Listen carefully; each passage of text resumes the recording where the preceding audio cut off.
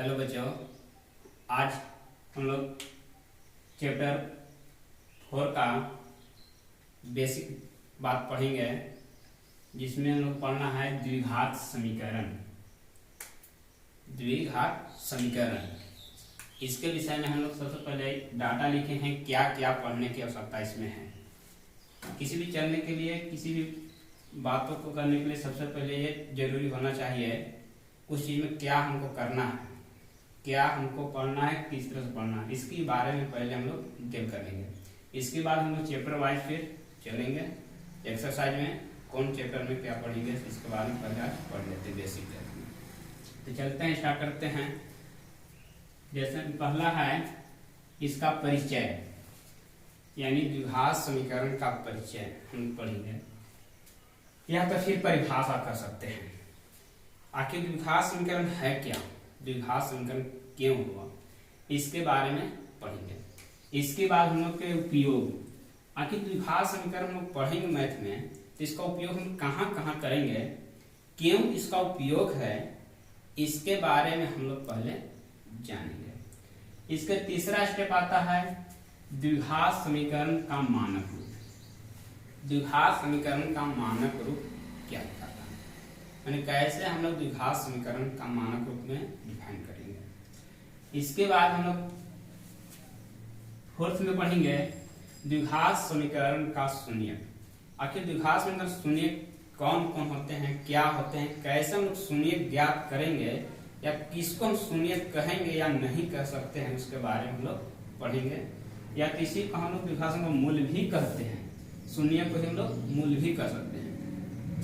इसके बाद होता है द्विघात समीकरण का जांच।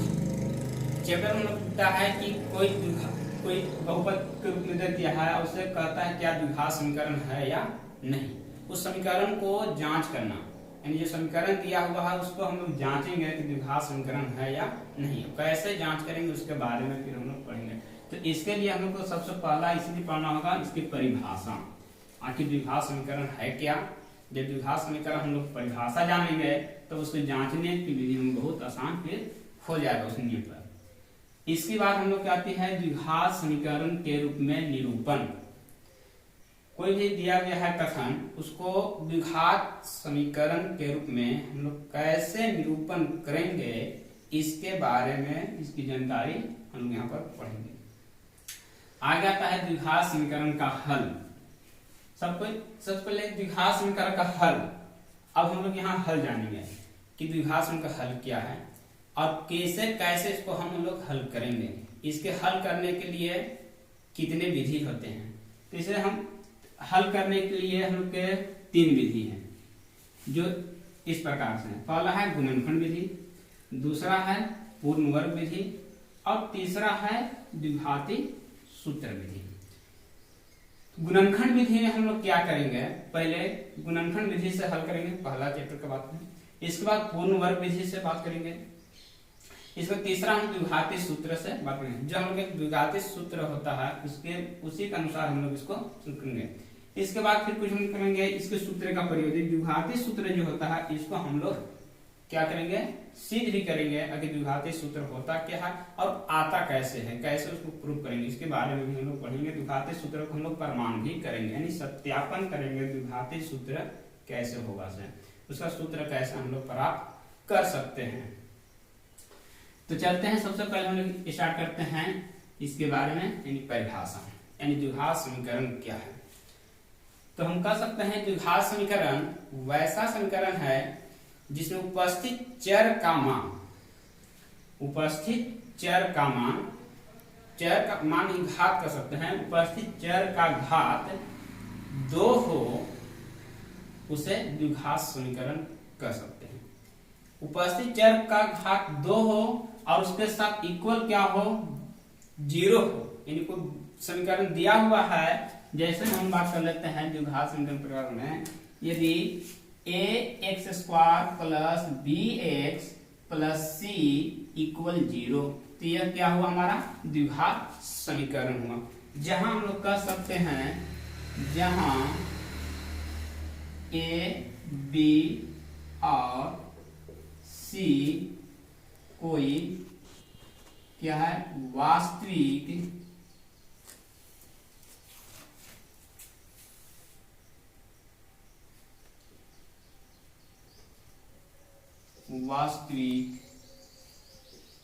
संख्या ए बी और सी क्या है, कोई वास्तविक संख्या होगा, ए बराबर 0 नहीं होगा, या फिर लिख सकते हैं ए नॉट इक्वल 0, ए का मान 0 कभी होगा ही नहीं। अब बात रही कि इसमें कुछ बहुपद की, कुछ बच्चे में आते हैं बहुपद की बात यहाँ कर लेते हैं, कंफ्यूजन हो जाते हैं, थोड़ा सा यहाँ पर बात कर लेते हैं बहुपद में भी। बहुपद और द्विघात समीकरण से कितना ही अंतर है कि बहुपद का व्यापक रूप रहता है ax² plus bx plus c equal में हम लोग 0 नहीं करते हैं, उसमें हम लोग 0 नहीं देते हैं, यानी ax² plus bx plus c ये क्या होता है, सिर्फ बहुपद की बात होता है, ये जब रहेगा तो बहुपद हो, लेकिन अब जब 0 हम लोग लगा देते हैं तो क्या होता है, द्विघात समीकरण आ जाएगा। जब इक्वल हम लोग 0 के बराबर कर देते हैं तो द्विघात समीकरण। इसके रूप में एक और हम परिभाषित कर सकते हैं कि वैसा समीकरण जिसमें चर दाएं तरफ के सभी मान क्या बाएं तरफ के सभी मान के बराबर होगा, यानी बाएं तरफ जो होगा ax² plus bx plus c जो होगा 0 के बराबर होगा, तो वह समीकरण क्या होगा, द्विघात समीकरण होगा।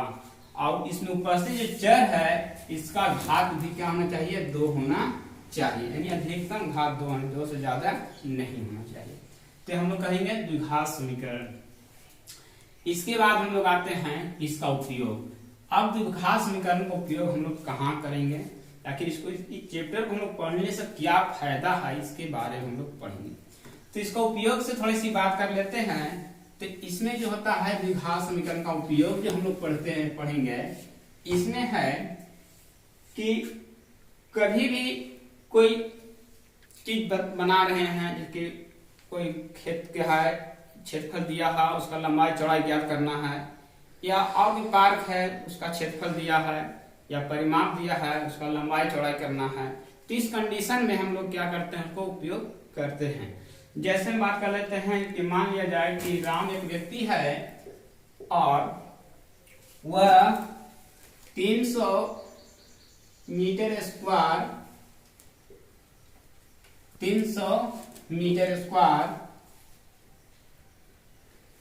क्षेत्रफल वाला क्षेत्रफल वाला क्या मैंने पार्क बना रहा है, निर्माण करना है, तो उसकी जिसमें लंबाई चौड़ाई की बात कर रहा है, जिसमें लंबाई कह रहा है, लंबाई कहेगा लंबाई चौड़ाई से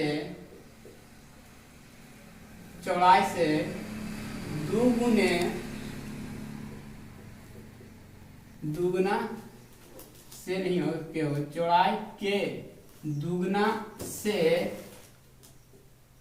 एक अधिक है। तो इस कंडीशन हम लोग इसको सबसे पहले जो जिससे तुलना कर रहा है उसको हम लोग यहाँ लंबाई की जो बात कर रही है से चौड़ाई से कर रहा है, लंबाई की जो बात कर रही है किस कर रहा है, चौड़ाई से। लंबाई जो है चौड़ाई के दुगने से एक अधिक है, तो हम लोग यहाँ चौड़ाई मान लेंगे x और लंबाई क्या होगा, दुगना, यानी 2x प्लस 1, दुगना से एक अधिक है 2x प्लस 1 मान लेंगे। और इसका फिर हम लोग क्षेत्रफल है दिया है, तो क्षेत्रफल के हम लोग बराबर करेंगे आयत का क्षेत्रफल के अनुसार हो जाएगा, यानी l गुने b, यानी लंबाई और चौड़ाई गुणनफल करेंगे तो हमारा इसके रूप में फिर लंबाई और चौड़ाई का मान निकल जाएगा। इसका उपयोग हम लोग इस जगह पर करते हैं, मतलब किसी चीज को बनाना है, उसके लंबाई चौड़ाई ज्ञात करने के रूप में बना रहे हैं, उसका क्षेत्रफल मालूम हो या कोई कंडीशन दिया हो, तो उस कंडीशन हम लोग इसका यूज करते हैं। इसके बाद आते हैं द्विघात समीकरण का मानक रूप, ये बात है। तो द्विघात समीकरण का मानक रूप क्या है, तो कहता है मानक रूप। मानक रूप कहता है किसी भी द्विघात समीकरण को लिखने के लिए उसमें उपस्थित चर के घात को घटते क्रम में लिखना द्विघात समीकरण का मानक रूप है। जैसे द्विघात समीकरण ax² plus bx plus c equal 0 द्विघात समीकरण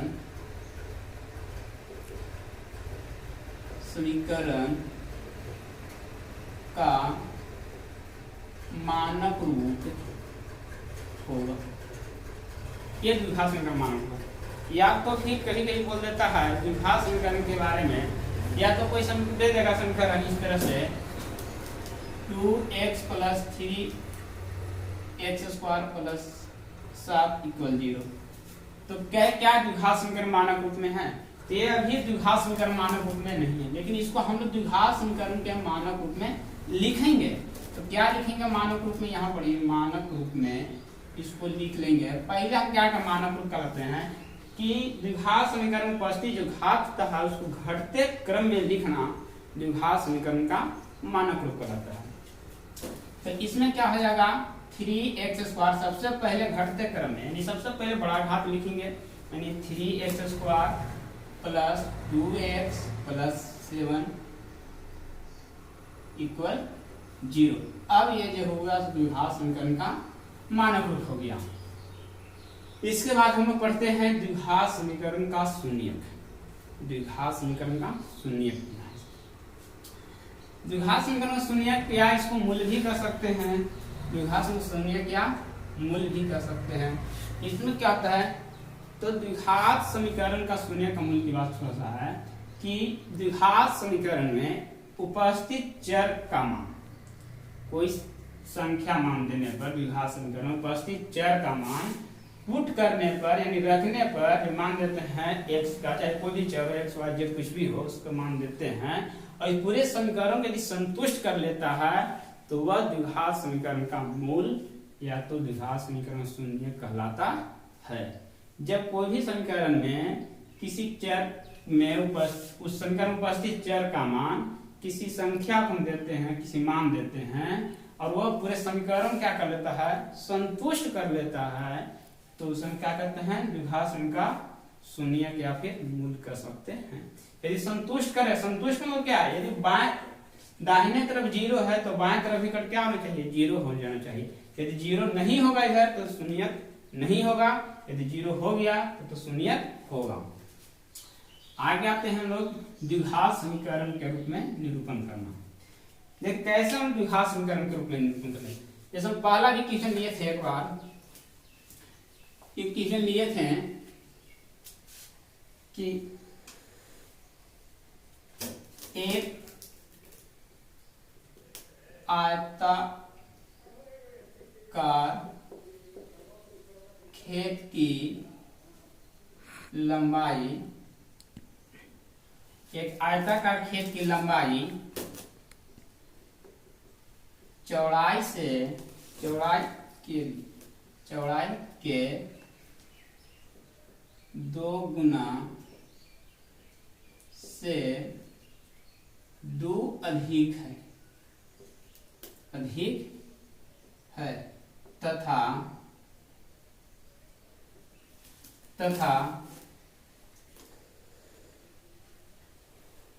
खेत का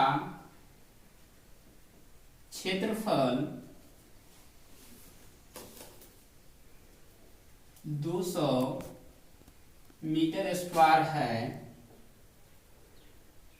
तो उस खेत का लंबाई एवं चौड़ाई ज्ञात करें। इस कंडीशन में कहेगा, या तो कहेगा लंबाई चौड़ाई ज्ञात करे, या तो फिर कह देगा कि इसे द्विघात समीकरण के रूप में निरूपण करे, या यहाँ पर भी कह सकता है हो तो, या तो फिर कह देगा, क्या कह देगा कि द्विघात समीकरण के रूप में इस कथन को निरूपण करें। ये बात कहेगा, द्विघात समीकरण के रूप में इस कथन को निरूपण करें। तो इस कंडीशन में हम लोग इसको लंबाई चौड़ाई से तुलना कर रहा है, तो किया जा रहा है, और क्षेत्रफल दिया है तो हम लोग इसको निरूपण करेंगे और निरूपण करने के बाद ये हम लोग देखेंगे द्विघात समीकरण रूप में है या नहीं। ये कंडीशन जब भी आएगा द्विघात समीकरण रूप में ही होगा और इसी को द्विघात समीकरण रूप में निरूपण करना कहलाता है। हम लोग मान लेते हैं, चलते हैं, मानते हैं, माना कि लंबाई बराबर x मीटर और चौड़ाई मान लेते हैं, चौड़ाई दिया है, यहाँ कह रहा है लंबाई, ये चौड़ाई होगा, ये चौड़ाई से तुलना किया जाए, लंबाई जो है चौड़ाई से तुलना किया, चौड़ाई को मानेंगे। चौड़ाई यदि x मीटर मान लेते हैं तो लंबाई क्या हो जाएगा, लंबाई चौड़ाई के दुगने से 2 अधिक है तो 2x + 2। इसका क्षेत्रफल दिया है, क्षेत्रफल बराबर, क्षेत्रफल जो दिया है हमारा 200 मीटर स्क्वायर दिया है, तो 200 मीटर स्क्वायर, तो क्षेत्रफल हो जाएगा लंबाई गुने चौड़ाई, यानी 2x + 2 × x बराबर 200 मीटर स्क्वायर। ऊपर में हम लोग देख लेते हैं, थोड़ा सा इसी को थोड़ा सा ऊपर में आ जाते हैं तो क्या हो जाएगा, यानी 2x + 2 × x बराबर 200 गुना कर लेते हैं, 2x² + 2x बराबर 200। अब देखो हम लोग जो बात किए थे द्विघात समीकरण की, पढ़े थे परिभाषा क्या है, तब तो निरूपण करने के बाद तो द्विघात समीकरण क्या था, हमारा किसी बहुपद में, किसी समीकरण पर स्थित चर घटते या दाएं तरफ जो तो 0 के बराबर होना चाहिए। घात तो 2 हो गया, लेकिन दाएं तरफ का होना चाहिए 0 के बराबर होना चाहिए। तो उसको हम लोग अच्छे पर जो है 200, उसको हम लोग बाएं तरफ में कर लेते हैं, यानी 2x² + 2x - 200 = 0। ये हमारा द्विघात समीकरण के रूप में निरूपण कहलाता है। ये जो हमारा प्राप्त हुआ से द्विघात समीकरण प्राप्त हो गया। या तो फिर इसमें एक और आगे थोड़ा सा बढ़ा देंगे, 2 कॉमन कर लेते हैं तो x² + x - 100 = 0। अब 2 यहाँ गुणांक में है तो यहाँ जा क्या करेगा, भाग करेगा, तो भाग करेगा तो हम जानते हैं किसी भी संख्या से यदि 0 में भाग देते हैं तो वह मान क्या होता है, 0 ही प्राप्त होता है। इसलिए x² + x - 100 = 0। यह जो प्राप्त हुआ हमारा से द्विघात समीकरण प्राप्त हुआ। इसके बाद हम लोग करते हैं, आगे आते हैं द्विघात समीकरण का हल। अब हम लोग हल जो पढ़ेंगे से चैप्टर के अनुसार बारी बारी से पढ़ेंगे। द्विघात समीकरण खंड विधि, फिर पढ़ेंगे पूर्ण वर्ग विधि, इसके बाद पढ़ेंगे द्विघाती सूत्र विधि। तो द्विघाती सूत्र विधि पढ़ने से पहले हम लोग क्या करेंगे, इसको सिद्ध करेंगे, यानी सत्यापन करेंगे। द्विघाती सूत्र को सत्यापन कैसे करेंगे इसके बारे में पढ़ेंगे। तो आज के लिए हम लोग इतना ही रखते हैं। इसके बाद अगला बार हम लोग हल पर बात करेंगे, द्विघात समीकरण का हल कैसे, कौन कौन विधि, तीनों विधि जो लिखे हैं तीनों विधि के बारी बारी से हल करेंगे। यानी गुणनखंड विधि पहले पढ़ेंगे, इसके बाद पूर्ण वर्ग, इसके बाद द्विघाती सूत्र विधि। तो सबसे गुणनखंड विधि पढ़ेंगे, लेकिन अगले वीडियो में, अगले समय, अगले टाइम में। तो सभी बच्चों से अनुरोध है कि अपना सब नोट्स बनाते रहें और इसी माध्यम से पढ़ें। और डेली आपका वीडियो अपलोड होगा और डेली आप लोग का अपने जितने भी बच्चे हैं सभी जिसके संपर्क में हैं सभी के पास शेयर कर दें। चलिए।